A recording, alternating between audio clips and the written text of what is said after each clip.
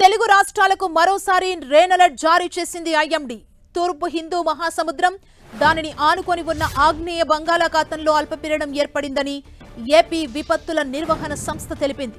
అల్పపీడనం పశ్చిమ వాయువ్య దిశగా పయనిస్తూ దక్షిణ బంగాళాఖాతంలో రేపు వాయుగుండంగా బలపడేందుకు అవకాశం ఉంది. రాబోయే 48 గంటల్లో తుఫానుగా మారనున్నట్లు ఐఎండీ హెచ్చరించింది. ఆ తర్వాత వాయువ్య దిశగా కదులుతూ 2 రోజుల్లో తమిళనాడు, శ్రీలంక తీరాల వైపు వెళ్లే అవకాశం ఉందని తెలిపింది. వాయుగుండం ప్రభావంతో కోస్తాంధ్ర, రాయలసీమలోని కొన్ని ప్రాంతాల్లో ఈ నెల 27, 28, 29 తేదీల్లో భారీ వర్షాలు, మిగిలిన చోట్ల అక్కడక్కడ తేలికపాటి నుంచి మోస్తరు వర్షాలు కురిసే అవకాశం ఉందని విపత్తుల నిర్వహణ సంస్థ తెలిపింది.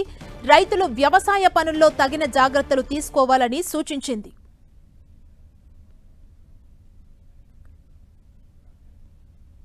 వెదర్ అప్డేట్ కి సంబంధించి మరింత సమాచారం మా ప్రతినిధి విక్రమ్ అందిస్తారు. విక్రమ్,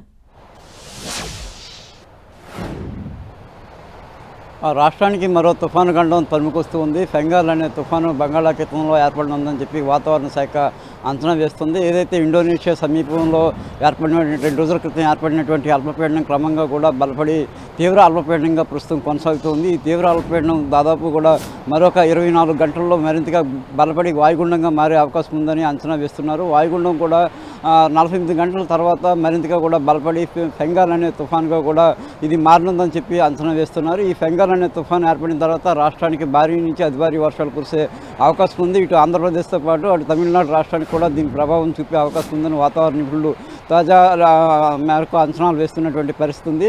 అయితే ఏదైతే ఈ ఫెంగాల్ తుఫాన్ కారణంగా కూడా భారీ నుంచి అతి భారీ వర్షాలతో పాటు 50 నుంచి 60 కిలోమీటర్ల వేగంతో బలమైనటువంటి ఈదురుగాలులు వీస్తాయి. మన రాష్ట్రానికి సంబంధించి ముఖ్యంగా చిత్తూరు, అదేవిధంగా నెల్లూరు, తిరుపతి వంటి రాయలసీమ జిల్లాలకు ఎక్కువగా కూడా ప్రభావం చూపే అవకాశం ఉంటుంది.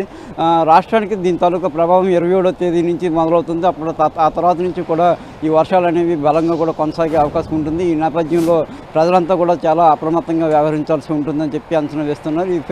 ఈ ప్రస్తుతం ఉన్నటువంటి కదలికల ప్రకారం చూసుకుంటే కనుక ఈ ఫెంగాల్ తుఫాన్ అనేది ఎక్కడ తీరం దాటుతుంది అనే దాని మీద స్పష్టంగా కూడా ఎక్కడ కనిపించడం లేదు. ఇది 27వ తర్వాత తుఫాన్గా మారిన తర్వాత తమిళనాడు, శ్రీలంక తీరం వైపు తరలిపోతుందా, లేదంటే ఆంధ్రప్రదేశ్ వైపు కూడా తిరుగుతుందా అనే దానికి సంబంధించి కూడా ఇంకా రాడర్స్కి సంబంధించి ఎటువంటి స్పష్టమైనటువంటి సమాచారం అందడం లేదు. ఒకవైపు ఇది ఆంధ్రప్రదేశ్ వైపు మళ్ళీ కనుక దశ మార్చుకున్నట్టయితే కనుక రాష్ట్రానికి సంబంధించి చాలా పెద్ద ప్రభావమే చూపే అవకాశం ఉంటుంది. ఇటీవల కాలంలో తుఫాన్ల కారణంగా భారీగా నష్టపోయినటువంటి పరిస్థితులను మనం చూసాం. మళ్ళీ అదే తరహా పరిస్థితులను తలెత్తే అవకాశం ఉందని చెప్పి కూడా అంచనా వేస్తున్నారు. ప్రస్తుతం మనం విశాఖపట్నం సముద్ర తీరంలో చూడవచ్చు. ఇప్పటికే కూడా సముద్రం అంతా కూడా కొంచెం రఫ్గా మారినటువంటి పరిస్థితి ఉంది. సాధారణంగా అయితే కనుక నీళ్లుగా ఆహ్లాదకరంగా కనిపించేటువంటి సముద్ర తీరం ప్రస్తుతానికి సంబంధించి అల్లకొల్లంగా మారడం, అలల తాలూకా ఉధృతి కొంచెం పెరగడం కూడా కనిపిస్తుంది. ఈ నేపథ్యంలోనే ఈ తుఫాన్ తాలూకా సంబంధించి కూడా ఫెంగాల్